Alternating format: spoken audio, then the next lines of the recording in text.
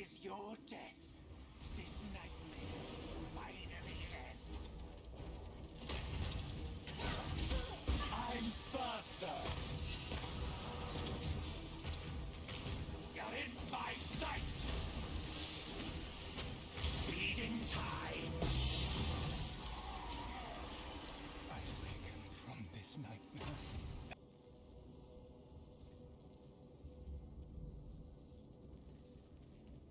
I shall cast you into a pit of infinite torches.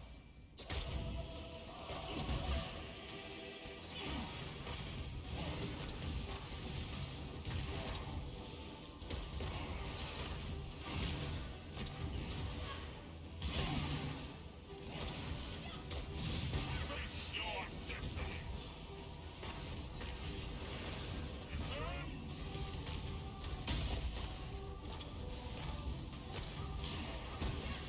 I need more mana.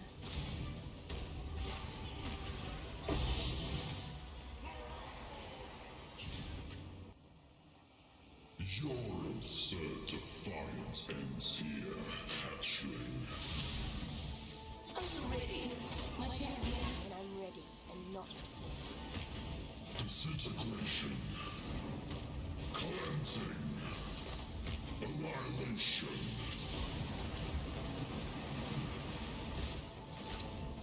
Incineration.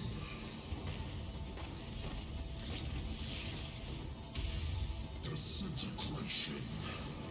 Cleansing. The fires of 1,000 suns.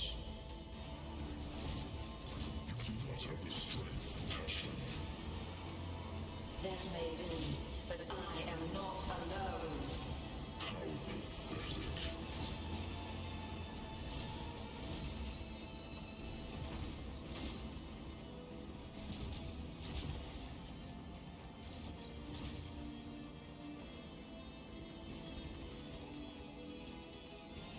Incineration.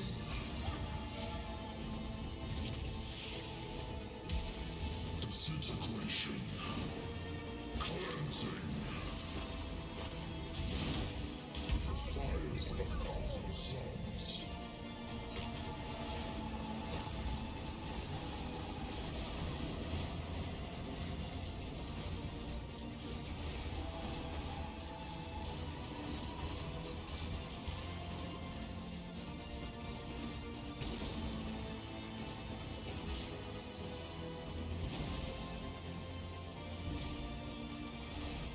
I need more Incineration. mana. Disintegration. Cleansing. Annihilation.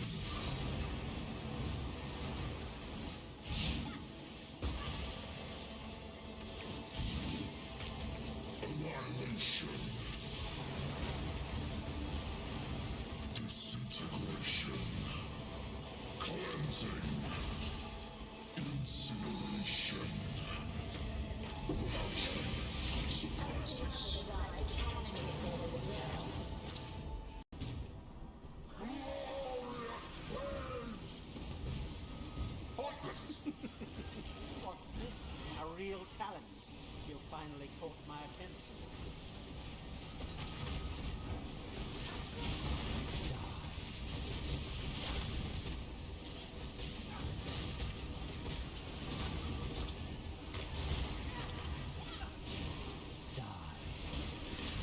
Watch beauty crumble!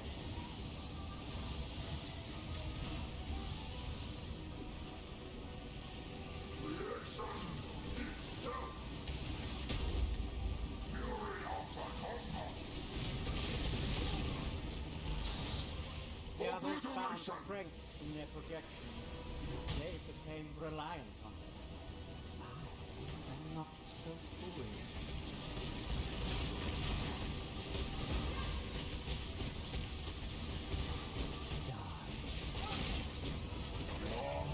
There's only horror. Watch beauty crumble!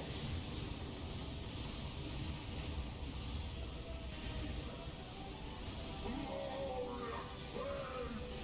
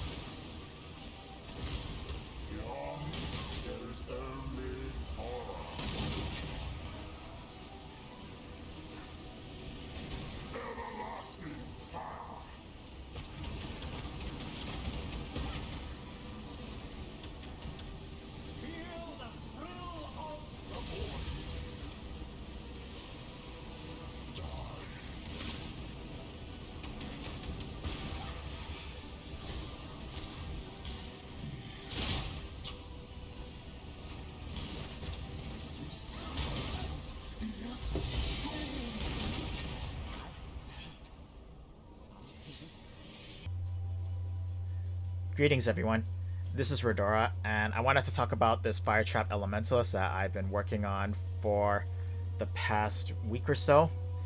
I migrated my Explosive Arrow Champion and Tornado Shot Deadeye to Trade League so that I could do a fresh solo self-found run with this character.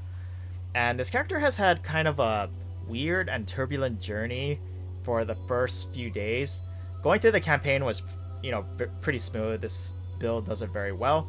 But when I got to red maps and, Searing Exarch, I was kind of in a weird spot where I wasn't as tanky as I wanted to be, and I also wasn't really, doing quite enough damage. And so I felt really weak. So I ended up switching to Detonate Dead for a very short time. And it was good at first, but I realized that Detonate Dead wasn't really my style. To quickly go over what I mean by that, I felt like for boss fights especially, everything hinges on your Vol Detonate Dead. If you get the setup and you hit the boss with it, you can kill them insanely fast, and it feels really great. But if you miss, like how I would do often, or if they teleport away or go into some invulnerable state, it feels terrible and it makes fights take way longer than they need to. So I ended up switching back to Fire Trap because I was getting really frustrated. And strangely enough, when I went back to Fire Trap, it felt good to play all of a sudden. I played this build last league and I had a lot of success with it, and I really liked the build a lot. And it kind of felt, it felt similar to that. It felt like how I would have played it last league, even better actually, because, I'm a little bit smarter and wiser, or so I'd like to think. I'd also like to say thank you very much to Subtractum for this build and providing very helpful resources to help me get this character to where they are now, and teaching me a lot of stuff as a newer Path of Exile player as well.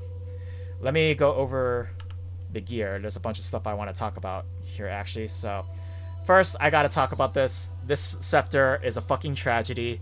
Just look at it. Why did it have to be lightning damage? Just the funny thing is that this is still way better than the previous weapon that I had. It wasn't very strong, and the dot multi being there makes this worth it, in and of itself. And the +1 to fire skill gems is really nice for Fire Trap. I put a lot of value into Fire Trap because I like bossing quite a bit, and that's why I keep Fire Trap on the 6-link setup. And so yeah, the fire skill gems is a nice damage boost for that. I have Malice is pretty standard for this build. And most of the other stuff is just, things that you find on the ground and try crafting on. I just use a topaz ring because I'm short on lightning resistance. I would like to use another vermilion ring, but I haven't gotten one yet. If I can make one that doesn't mess up my elemental resistances, I would like to get that in there. For gloves, I would like to get a better fire dot multiplier implicit, but for now the one that I have is okay. I don't even necessarily need the unique enemy in your presence one, just a higher roll on it would be ideal. I also put my Frostblink setup in here with the +1 to socketed AoE gems, and this has actually been a pretty nice bump in damage, getting extra levels on Frostblink. I'm behind on skill gem levels because I was playing Detonate Dead for a little bit, so I still need a level 21 Fire Trap gem, and I plan to get a level 21 Frostblink gem as well, and it actually does seem to add quite a bit of damage. So yeah, leveling up a Frostblink gem for the extra level definitely seems like it's going to be worth it. Another thing I did with this build is I added trap throwing speed onto the belt. I did this with Essence of Zeal. This is kind of something that I thought of doing because for boss fights, you're kind of on the move and shield charging around and whatnot and throwing traps as you go, and so having a little bit of throwing speed in there makes things feel a lot smoother, I've found. So I like this addition that I put onto the belt. I just kind of thought of trying it out, and it seems to work pretty well, so I plan on keeping that for the future. I think that's like, oh yeah, Scorched Ground, Implicit. I would like to get one that lasts a little bit longer than 2 seconds, but for now, having it there is good enough for the extra minus resistances. And Rumi's Concoction came from Trial of the Ancestors. This was really nice to get. Couple of things that I know people are going to ask is, why am I not using Lightning Coil? I actually do have Lightning Coil. I got 2 Lightning Coils. Thank you very much to Vindiri for that one. And I haven't 6-linked it yet, but when I do, I will test it out and see how it goes. Maybe if I can... Maybe if I have enough physical reduction to drop Determination and like put something else there, that could be pretty cool. But we'll see. Because I don't really know if I have enough armor to justify using a Molten Shell setup. It's kind of just like what I put in there because that's what I'm comfortable with. But I might switch it out for like Immortal Call or something else. I don't know. We'll see. And other thing that I feel like people will ask is, why am I not using Vortex? I just didn't really feel like it was necessary. Like, it would make clearing a lot smoother, but again, I just didn't really feel like it was super necessary. I'm kind of used to playing the Fire Trap build the older way, and I was, I never really had a ton of problems with it. And like I said, I like to keep Fire Trap on the 6-link setup because it actually does quite a bit of damage, and I put a lot more value in like, gearing up for, doing bossing and whatnot. So having Fire Trap be as strong as possible, because that's where all your damage is going to come from for the most part. I feel like that's kind of important. Okay, next passive tree. So the passive tree is going to look really different from the one that's laid out in the guide. I took a lot more damage nodes on the passive. Like, I kept these fire damage nodes, and I even took these 2 right here. I cut some corners, like I didn't take the recovery mastery cluster, and I cut out a few like small health nodes here and there, like like this one and this one. Other differences I should go over. I didn't take the regenerate 1 life per second for uncapped fire resistance, and the only reason I did this is because I don't have a ton of uncapped fire resistance, so I felt like the point would be spent better else just getting a little more HP. I don't know, maybe if I get more, I'll probably put it back in, because having the life regen is kind of nice. Other thing that, was kind of funny is that I actually didn't take the Mana Mastery for Mana Reservation. So I have this one tattoo for 1% increased Mana Reservation, and funny enough, because I have that, I'm still able to run all my auras.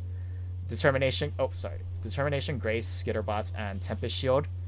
And it's literally like just right. It'll even say in the POB that I don't have enough Mana Reservation, but because I have this one tattoo, it's literally like just enough to run all 4 of those auras. I thought that was really funny. It wasn't something that I planned out. It was kind of just like an accident because I didn't account for the Mana Mastery here. But, I just looked and I was like, oh, okay. Works for me. I can still run all my auras and I get to free up 3 skill points. So, yeah, if you have a Mana Reservation tattoo, just slap that on somewhere and you can... I mean, it seems like you can drop the Mana Mastery node. I don't know. Correct me if I'm wrong on that one. Yeah, aside from that, just suppression stuff, and I chose to go onto this side of the skill tree for the extra stats, just to make it a little bit easier to gear. I felt like there was just more to take on this side instead of going to the far right here, which is one of the things that's laid out in the POB for the guide. Jewels, all of them are just... I just tried to get % life and fire dot multi on all of them. So yeah, that's been nice as well. Damage and tankiness. And yeah, I think that's like pretty much it as far as what I would like to talk about. Yeah, the updated version of the build, there were a lot of things that I liked about it, especially using a shield. Shield charge has felt really great to use, and also, Tempest Shield and the block chance for more survivability. I like that Whispers of Doom was spec'd into the build, and it uses Eldritch Battery as well. Makes things feel a lot smoother. But yeah, this is kind of like what I've landed on, what I feel like is working out pretty well for me. I also didn't use golems. I didn't really like try them out that much, but I don't know. I did for a little bit, and it was kind of weird. I just don't really have the sockets for it, is the problem, because I would have to drop my cast when damage taken setup, which I don't feel quite as comfortable doing, but you know, I would concede that Bastion of Elements, like, you know, for boss fights and whatnot, isn't quite as useful because the reflect damage is not really applicable to that. The Elemental Shield is good, but I feel like the buffs from Golems could be kind of nice, but again, I'm just running Bastion of Elements. It's what I'm comfortable with. I may try out Golems again at a later point, like how it has in the build guide, but for now, I'm just gonna stick with this setup. It's kind of what I'm happy with at the moment until I make more changes to my gear and whatnot. Yeah, so I guess that kind of covers everything I wanted to talk about. Thank you very much if you've been watching this. That was a lot of talking, but there was a lot I wanted to say about this character since I hadn't done a video on her previously. If you liked the video or any of my other content, please consider subscribing. It would help me out a lot. Yeah, thank you very much and have a good one.